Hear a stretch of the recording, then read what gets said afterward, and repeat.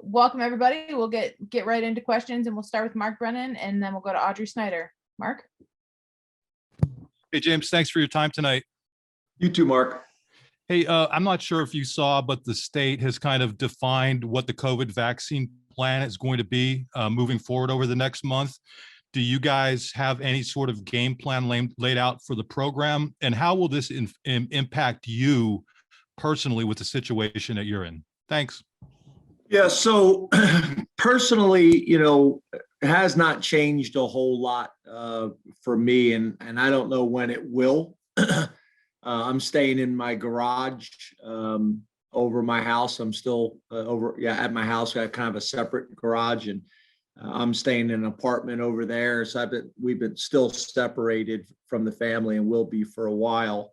From a football perspective, we're still kind of following all the guidelines, based on Andy Mutton, our trainer, and really specifically Wayne Sebastianelli and Dr. Billy. So, really, whatever we need to do, from a Penn State athletic department perspective, whatever we have to do from a Big Ten perspective. I think here recently the Big Ten just kind of loosened some of their requirements in terms of fans and things like that, allowing people to handle it campus by campus and state by state based on local guidelines. So we're still following it. Obviously, it won't have a significant impact on us this time of year. And then we're hopeful, obviously, by the summertime and things like that, we can hopefully get back to, some form of normalcy. What that is, a new normal or what, I'm not completely sure yet. But I think that's what we're all working really hard to hopefully get back to. I hope that answered your question, Mark. Audrey Snyder, and then we'll go to Tyler Donahue. Hey, James, good evening. Hey, Audrey. How have you kind of seen your defensive ends progress this spring, and specifically Adisa and Arnold? How have they kind of looked to you? Yeah, Adisa's, played a decent amount of football for us now. And Arnold, obviously, has played again a decent amount of football. Just not specifically at Penn State. They both have had a good off season. I'd still like to get a few more, pounds of lean muscle mass on them, both of them. But they're both athletic, explosive. They both have length. They both have maturity, which is important to us. It's something I know that Coach Pry emphasizes all the time, having a mature defense. And, they've flashed some really good things. But, you'd like to see them, both come next season, be in the mid to high 250s so that they can play the complete season, over 250 pounds. I think both of them have a history of kind of losing weight as the season goes on for them to be the every down defensive ends that we need them to be. So, we've been pleased with them. We've been pleased with them. I do think Arnold was a really nice, pickup for us. And I think we've done a really good job, not only athletically, but culturally is a really good kid, and has been a great fit for us, and pretty excited about him. I should say young man, excuse me. Tyler Donahue, and then Nubias, you're on deck. Hi, James. Good evening. Thank you for your time. You as well, Tyler. Wanted to talk about John Lovett, another transfer that you brought in. You were so proactive as a staff. I think he was committed within 3 or 4 days of the Illinois game. Why was he such a key target for you? And is your evaluation of his time in a Nittany Lions uniform so far? Well, I think for us, there's value. There's value in trying to get involved with guys that we have known longer than a few days in the transfer portal.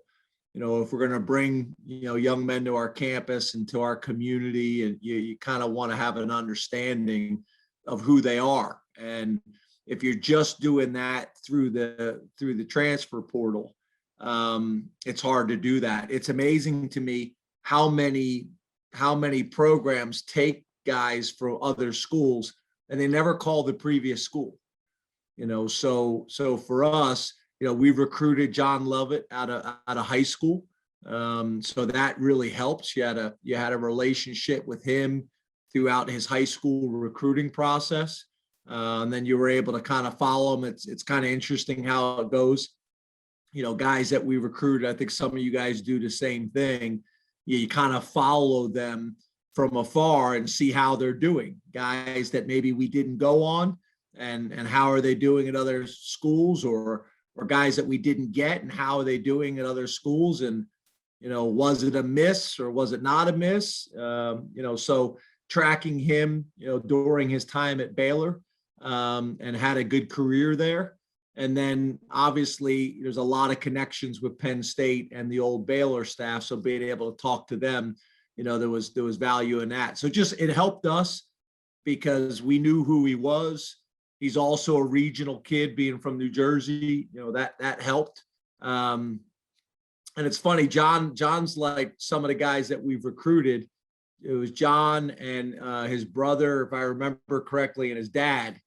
And his dad pretty much had John committed, and John kept saying, well, I want to take it slow and kind of feel out the process. And John's dad was, pretty much sold on him coming to Penn State. So, but I think that kind of that relationship and kind of understanding and doing our homework and finding out as much information as we possibly can. And a young man that you had a pre-existing relationship with through the high school recruiting process helps with that. Nubias Wilborn, and then we'll go to Nick Fierro. Thanks for the time as always. So far, what have you noticed? Obviously, you're familiar with Johnson. What have you noticed with the rest of your receiving room, particularly the younger guys who are trying to come up and fill roles? Yeah, it's going to be obviously, an important spring. As well as the rest of this spring and then the off season, and those guys taking the next step. Obviously, you have kind of two different thresholds. You got CSB as a guy that I think there's a lot of excitement about, a guy that going into last year was the starter, and then you have obviously Parker and Keandre, who ended up playing a lot of football for us last year, and based on targets, they both had a pretty decent amount of success, based on targets and opportunities that they had. So it's going to be interesting for them, can they take that next step in their careers now, kind of understanding what it takes. And then there's the other guys as well that, redshirted, whether it's a Mega, whether it's a Dotson, whether it's a Daniel George, there's a number of guys that we could discuss like that, that we're gonna need those guys to take the next step. I think if you look at the production and experience we got coming back at pretty much every other position, we're in a better situation than we were this time last year at wide out, but we're still going to need a couple guys to step up for us. So it's been good this spring, but we still have a lot of work to do. Nick Fierro, and then Greg Pickle. Hi, James. This is I want to just kind of stick with that and talk about Jahan Dotson a little bit more. I know we talked to him the other day, and he was talking about he wants to be a legendary player. He wants to be a Saquon Barkley type player. And what's that going to take for him? And have you seen those qualities from him sort of emerge over this last year? And so what are your expectations of him?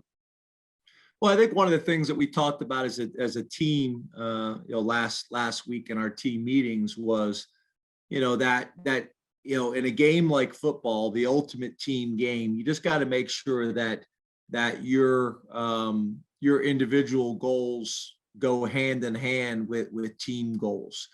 And when that happens, you got a chance to do some pretty special things. With team success comes individual recognition. And typically, the best players from the best teams get the most recognition. Get the most recognition. So, Jahan, I think made a decision as a family to come back to Penn State for a number of reasons, and I have a really good relationship with his mom and dad, and we had very direct, honest, conversations with each other and transparent. They asked tough questions, and this was the decision that they made to come back, and that was part of it, to be a part of a special season, and to be a part of a special season for Jahan individually as well. And we talked a little bit about, I think you guys know this, there's always the couple guys that kind of come out of nowhere, but more times than not, it's the guy that people are already talking about in preseason, that there's already a national buzz about. And I think Jahan fits into that category. I think at the end of last season, he was playing as good as anybody, but now coming into this year, he's coming in with a buzz, and there's a lot of excitement and anticipation about it. And I think he's had a really good offseason in the weight room and things like that. He just looks physically different. And that's going to be something that's going to be important for him as well, because whether you like it or not, the eyeball test counts. Greg Pickle, and then we'll go to T. Frank. James, are there any, or who are the players who impressed you on paper coming out of winter workouts that have carried over to the field now about halfway through spring practice? Yeah, so I would say, we call him AK Arnold. I think, he kind of stood out in winter workouts, and you're probably biased a little bit because, it's a fresh set of eyes. So the guys that you don't know as well, they probably stand out a little bit more. I would say, Johnny Dixon has stood out on the football field. He had to kind of figure out the winter workouts and kind of work through that part of it. But he's stood out on the football field. Again, the new guys, they just seem to jump out at you a little bit more because you're evaluating them with a fresh set of eyes. I'd say that Kalen King is another guy like that falls into that category. I think Rasheed Walker is practicing the way he needs to practice to be the type of player that he wants to be. I've seen a real change in him. Mike Miranda is a guy that just continues to steadily get better. I've noticed him. Our tight end, unit as a group is strong. Our running back group as a unit is strong. I think, Sean's on a mission after 2 years ago, having a really good year as a first-time starter, and then as a program, us having challenges. Last year, I've seen a lot of growth from him. And then obviously, Brisker came back for a reason. He's jumped out to me. I know I'm going to miss some people, but I'm just kind of going. PJ Mustafer is really, he's kind of a lead by example guy in everything that he does. I'm super proud of PJ. And he just continues to attack it the way you want. So I've been impressed with him. So there's a number of guys, Castro Fields, you can make the same argument about him. It's probably the group of young guys that you're evaluating for the first time that stand out to you. And they're those seniors that came back for a reason, and they're kind of on a mission. They're probably the guys that stand out to you the most. And it's hard to say seniors now because this whole NCAA thing with, are they seniors, super juniors, sophomores, super sophomores, freshmen, super freshmen, whatever all this means, it's chaos. We have time for two more. We'll start with T. Frank, and then we'll end with Ben Jones. Hey, James, good to see you. Good to see you as well. I want to ask you about your running game. There's certain running schemes. T. Frank? Yeah. Where is this setup that you have? Is it in the office? Is it in the bedroom? Is it in the basement? Where is this setup you have? This is actually in our second bedroom, which also doubles as the bunny room. So we've got a lot of stuff going on in here. I'm assuming you mean getting ready for Easter? No. My wife owns bunnies, so we have just a pet bunny behind me. I You block understand? him. You understand how I could get that confused with the timing of it though for Easter, right? Absolutely. Also, why people would be very confused that there's a bunny in an apartment, but we do what we do here. Gotcha. Okay. I wanted to ask you about your running schemes that you've used over the years. You've stayed away from some of them for the most part, regardless of who the offensive coordinator has been for you. I guess without asking about specific reasons, why? What are you looking for in a running game, and what is it that you like about the systems that you have used that you stay with and you're committed to? Yeah, so one of the things that we were really excited about last year was the outside zone, and we just didn't have any history, in the outside zone. So we needed the reps to install it, and then not having any spring football, we weren't able to get that going the way we wanted to get it going, and that was a big part of I think what we were going to be last year. So we weren't able to do that, but I do think there's a place for the outside zone. And for me, I always kind of look at it as the head coach. And to me, how can I not only put my offense in the best position to be successful, but how can I also give my defense the things that they need to see in practice that's going to allow them? Because if you don't run the outside zone as an offense and then you're trying to defend it, that's challenging. The same way, getting into heavy sets, whether it's 22 personnel or 12 personnel or 21 personnel. And I think with our tight end unit, we had decided last year as well as this year that, those guys, we got to get them on the field because we're talented at that position and we were young and inexperienced at wide receiver. So, I think we have more flexibility than we've ever had. I think we're going to open the season with like 4 fullbacks, the quarterback under center, and the stadium's just going to go and just explode, and everybody's going to go crazy. But I do think we have a little bit more flexibility, and having this spring, I think has really helped us because again, last year we didn't have it. So really been able to maximize this spring, lay a foundation this spring, and then build on it in the fall, I think is going to be really important to us. But with the number of tight ends that we have, it creates flexibility. And then, obviously, everybody's going to run inside zone. Our gap schemes were probably our best last year. We want to continue to build on that. And then, being able to get into the perimeter, get into the perimeter running game stuff is important for us too. So, having a good mix of all those things. And then I think whenever you can have, your quarterback as a threat, we want to limit that and not depend on that and go crazy with that. But when the defense has to respect the quarterback as a runner, that's important. And last question for Coach Franklin, we'll go to Ben Jones. Hey, James, how's it going? Good. How are you, Ben? Good. I have no livestock in my house. None. It's just me. I got a question. Mm-hmm.